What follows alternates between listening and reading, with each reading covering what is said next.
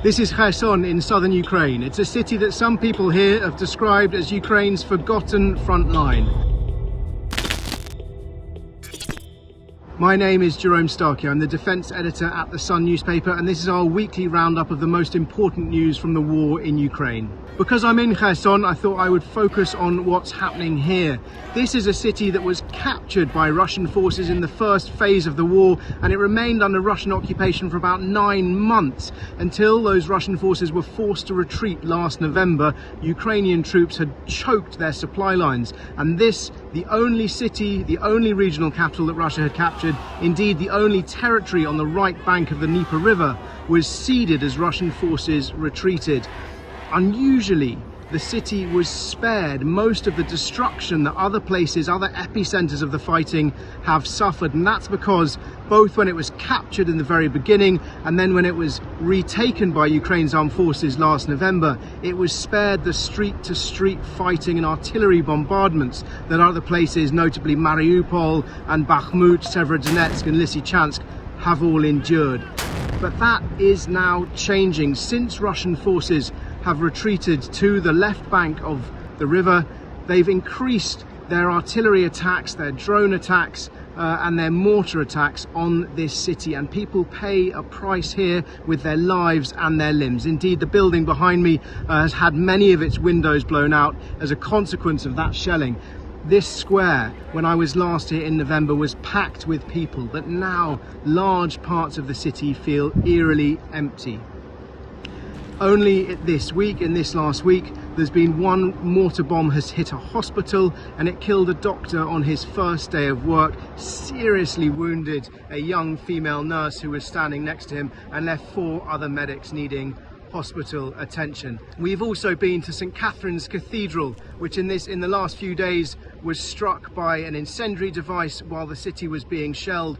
The cathedral was built by Russia a few hundred years ago as a symbol of its conquest by the then Duke Potemkin, who was annexing these lands in what was known as Novorossiya, New Russia, on behalf of Catherine the Great. This St. Catherine's Cathedral, built as a tribute to her, was set ablaze by Russian shelling.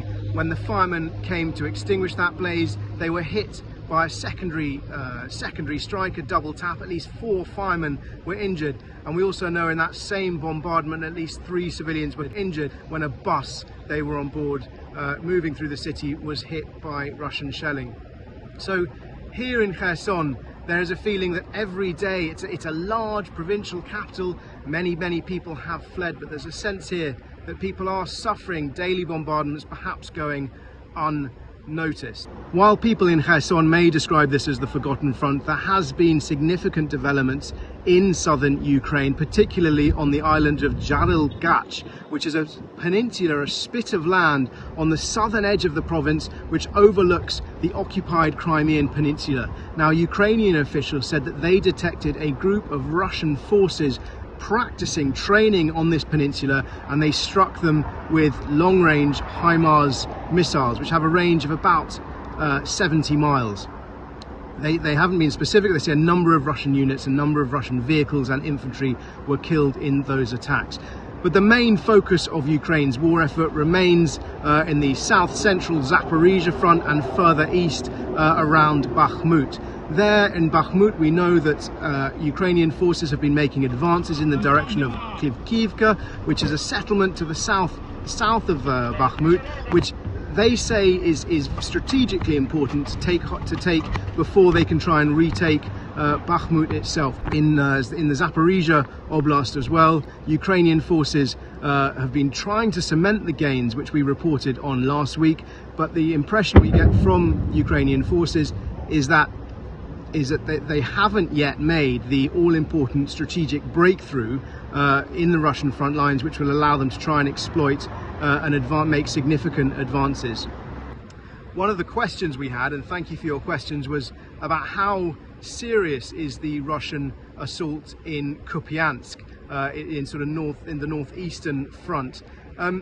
That appears to be Russia's main effort. They're throwing significant resources men and munitions and making some gains, it probably an attempt to distract or stretch Ukrainian troops to pin them in those positions so that Ukraine's unable to commit more resources either to the Bakhmut front or to the Zaporizhzhia front.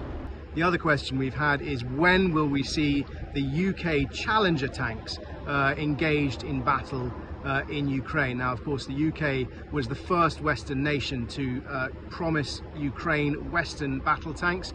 Britain has donated 14 Challenger 2s, one of the most formidable battle tanks that any country possesses. We know that the Challenger 2s are part of Ukraine's strategic reserve. This is a force of men, vehicles, weapons and munitions that is being held back so that once the troops that are currently engaged, if and when they're able to make a decisive breakthrough, then Ukraine's commanders will be able to commit the reserve to exploit that advantage and push through and disrupt Russian lines and hopefully, you know, fight them in what from a military point of view would be the soft underbelly, rather than throwing them at these incredibly well dug in defensive positions. And it's those incredibly well dug in defensive positions which are slowing up Ukraine's advance at the moment.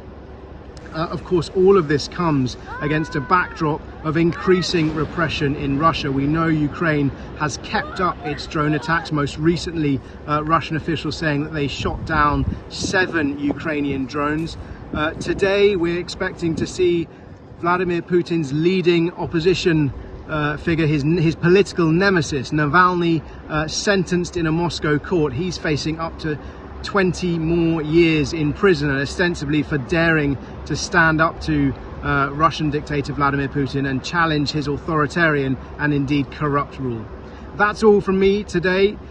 Please, as before, if you do have any questions, please make them in the comments and we'll do our best to answer them in next week's episode. Thank you.